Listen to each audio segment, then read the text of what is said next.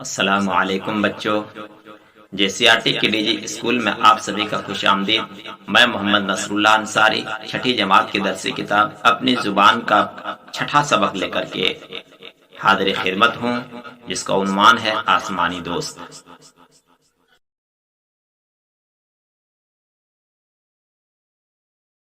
आइए बच्चों, आसमानी दोस्त सबक को हम लोग बुलंद ख़्वानी करते हैं।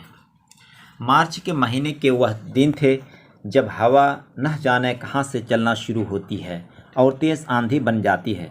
सुबह से ठंडी हवाएं चल रही थी और आसमान पर तेज़ी से बादल छाए जा रहे थे। तेज़ हवा से पेड़ों की छोटी छोटी शाखें टूटकर गिर रही थी और उनकी आवाज़ें गूंज रही थी। पुरानी सूखी पत्तियां हवा में उड़ती फिर रही थीं। मिनी अपने पहली मंजिल के फ्लैट के बालकनी में व्हील चेयर पहियों वाली कुर्सी पर बैठी बाहर पार्क में खेलते बच्चों को देख रही थी। बच्चों को तेज़ हवाओं और लहरों पर गिरती नीम की पीली पीली पत्तियों की कोई परवाह नहीं थी। वह सब तो अपने खेल में मस्त थे। मिनी अंदर आ जाओ, उसकी मम्मी ने बावर्ची खाने से आवाज़ दी। 1 मिनट मम्मी, मिनी ने कपकपाती आवाज़ में कहा और व्हील चेयर में ज़ोर लगाकर आगे को झुकी और खेल देखने लगी। उसकी मम्मी बाहर बालकनी में आ गई। मिनी गुड़िया, हवा बहुत तेज़ चल रही है, बाहर बैठना ठीक नहीं है, चलो अंदर चलो, अच्छी बेटी है मेरी। मिनी उसी तरह बालकनी से झांकती रही। बस ज़रा सी देर उसने ज़िद की। उसकी मम्मी ने पार्क में खेलते बच्चों को देखा, लंबी ठंडी सांस ली और अंदर जाते हुए बोली, ध्यान रखना, बारिश शुरू होने से पहले ही अंदर आ जाना, मैं नहीं चाहती कि तुम भीगो।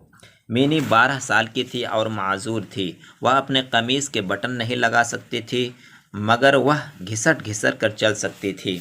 उसने दांत साफ करना और चमचे की मदद से खाना सीख लिया था। वह अपनी व्हील चेयर भी खुद चला लेती थी।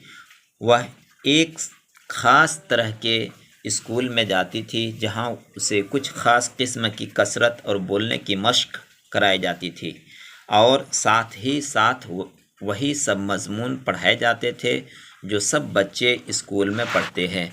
मगर मिनी का कोई दोस्त नहीं था।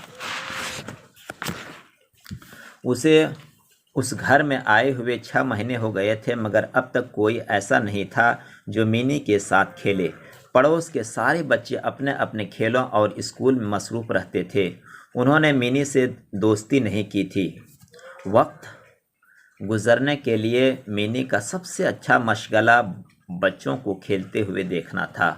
बारिश की बड़ी बड़ी बूंदें गिरने लगी, मगर बच्चे अपने खेल में लगे रहे। बड़ी सी लाल गेंद ऊपर नीचे उछलती रही। अचानक बच्चों के बीच एक और गेंद आ गई, एक कत्थई रंग की गेंद। लड़कियों ने चीखें मारी और लड़के गला फाड़ फाड़ कर चिल्लाने लगे। एक लड़का गेंद को छूने के लिए झुका, तभी अचानक उसने पर फड़फड़ाए और उड़ गई। उससे पहले कि मिनी की समझ में कुछ आता कि क्या हुआ, नई गेंद उड़ती हुई उसकी बालकनी तक आ गई और उसकी गोद में उतर गई। मारे हैरत के एक पल तो मिनी की समझ में कुछ नहीं आया। जब ज़रा संभली तो देखा कि उसकी गोद में जो चीज़ है वह गेंद नहीं, एक चिड़िया है जो डर के मारे से सुकड़ी सिमटी उसकी गोद में बैठी है। बारिश अब तेज़ हो गई थी। मिनी उसकी मम्मी चिल्लाती हुई बाहर आई ताकि उसकी कुर्सी धकेल कर उसे अंदर ले जाएं। यह क्या है? वह चिड़िया को देखकर हैरत से बोली, मम्मी यह एक बतख है, आसमान से आई है। यह मिनी ने धीरे से कहा। यकीनन वह चिड़िया बतख ही थी। शावेलर, ठंडे शुमाली हिस्से से हर साल हिंदुस्तान आने वाला एक मेहमान। शायद वह अपने गोल के साथ अपने वतन वापस जा रही होगी, मगर तेज़ हवा की वजह से अपना रास्ता भूल गई। अपने साथियों से दोबारा जा मिलने की दीवाना वार कोशिश में उसके बाजुओं में चोट लग गई। वह एक खूबसूरत जंगली बतख थी। उसके जिस्म का निचला हिस्सा मुलायम और मखमली था और उसकी चोंच फावड़े की तरह चौड़ी सी थी। उसके पर चमकीले नीले, सफ़ेद और भूरे थे।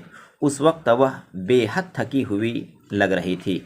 मिनी की मम्मी ने उसे उठाने की कोशिश की, लेकिन उसने अचानक उनके हाथ में ठोंग मार दी। हाय! वह चिल्लाई और अपना हाथ पीछे खींच लिया। वह एकदम तड़पी और लुढ़क कर कमरे के एक कोने में सिमट कर बैठ गई। शाम तक मिनी और उसकी मम्मी बत्तख को कुछ खिलाने की कोशिश करती रही। उन्होंने उसके सामने रोटी के टुकड़े, फलियां और फल सब कुछ रखा, मगर उसने कोई चीज़ छुई तक नहीं। मम्मी, इसे कुछ पके चावल कुचल कर दूध के साथ दीजिए, मिनी ने मशवरा दिया। उसकी मम्मी ने एक प्याले में पके हुए चावल डालकर कुचले, उसमें दूध शक्कर मिलाया, चिड़िया की चोंच खोली और रोशनाई भरने वाले ड्रॉपर से उसे खिलाया। जैसे ही उसके पेट में खाना गया, बत्तख को चाको चौबंद सी नज़र आने लगी। उसकी आंखें चमकने लगी और उसने अपने पर खोलने की कोशिश भी की, मगर एक दो बार कोशिश करने के बाद टाल गई। मुझे मालूम है मम्मी, इसका नाम क्या है? मित्रा नाम है इसका, मिनी ने कहा और उसकी मम्मी मुस्कुरा दी। हम मित्रा को कहाँ लेटाएं मिनी? उसके पापा ने उसे पूछा। पापा, मैं चाहती हूँ यह मेरे पास रहे, शायद उसे रात में मेरी ज़रूरत पड़े, मिनी ने कहा। आखिर उन्होंने मित्रा को एक तिनकों की टोकरी में बैठाकर मिनी के पलंग के पास रख दिया। मिनी की उम्मीदों के खिलाफ मित्रा ने रात में उसे बिल्कुल नहीं जगाया। जब सुबह सवेरे उसकी आंख खुली तो मिनी को पहला ख्याल यही आया कि पलंग के पास रखी टोकरी में झांक कर देखें, मगर डरा और घबराहट से उसका हाल खराब हो गया जब उसने देखा कि टोकरी खाली है। मित्रा, मित्रा, मिनी एक कहनी के बल उठकर चिल्लाई। उसने देखा कि वह बाथरूम में से आंखें चमका कर उसे देख रही है। वह खिलखिलाकर हंस पड़ी। बत्तख बस फुदक फुदक कर चल पाती थी। वह उड़ने की जान तोड़ कोशिश कर रही थी। जब मिनी घिसट घिसट कर उसके पास पहुंची तो उसने पर फड़फड़ाए और फुदक फुदक कर दूर चली गई। मिनी ने बड़ी मुश्किल से उसे पकड़ा तो उसने फौरन ठोंग मार दी। मिनी, क्या हुआ? उसकी मम्मी घबरा कर चिल्लाई और कमरे में आ गई, मगर जब उन्होंने बत्तख को अपनी बेटी के बाजुओं में देखा तो उसकी घबराहट खुशी में बदल गई। मैं तुम्हारे लिए और तुम्हारी दोस्त के लिए नाश्ता लाई हूँ, उन्होंने ऐलान किया। जब मिनी मित्रा को दबोच कर उसे नाश्ता खिलाने की कोशिश कर रही थी तो दरवाजे की घंटी बजी। जैसे ही मिनी की मम्मी ने दरवाज़ा खोला तो बच्चों की एक टोली उनको नमस्ते कहा। वह सब अपने स्कूल का साफ सुथरा यूनिफॉर्म पहने हुए थे। आंटी, क्या हम चिड़िया देख सकते हैं? उन्होंने पूछा। मित्रा को ड्रॉपर से खाना खाता देखकर बच्चों को बहुत हैरत और खुशी हुई। उन्होंने उसे पकड़ने में मिनी की मदद की। स्कूल की बस पकड़ने के लिए उन्हें जल्दी जाना था। हम दोपहर में फिर आएंगे मिनी, उन्होंने कहा। मिनी भी स्कूल जाने के लिए तैयार हो गई। बेचारी बतख अपने दोस्तों को कितना याद कर रही होगी। शाम को बच्चों में से एक लड़के बंटी ने बतख को देखते हुए कहा,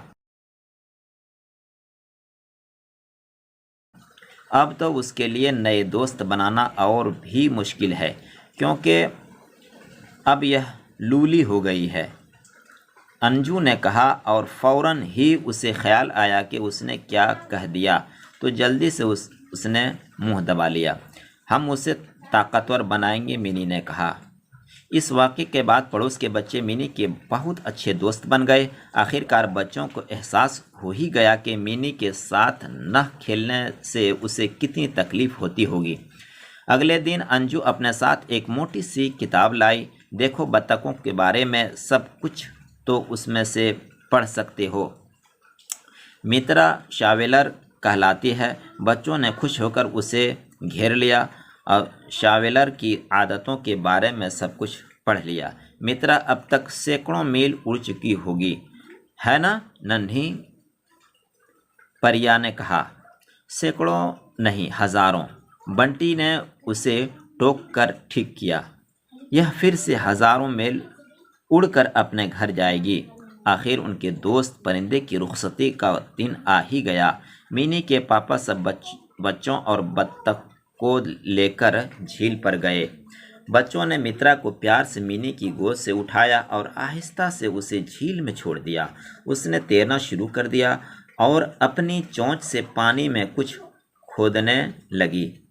बच्चे बहुत देर तक वहां खड़े उसे देखते रहे। अगले दिन मिनी बालकोनी में बच्चों को खेलते देखने लगी तो पार्क में कोई नहीं था। और फिर दरवाजे की घंटी बजी और बच्चों की फौज अंदर आ गई। आंटी प्लीज़ मिनी को हमारे साथ पार्क में खेलने के लिए भेज दीजिए, उन्होंने कहा।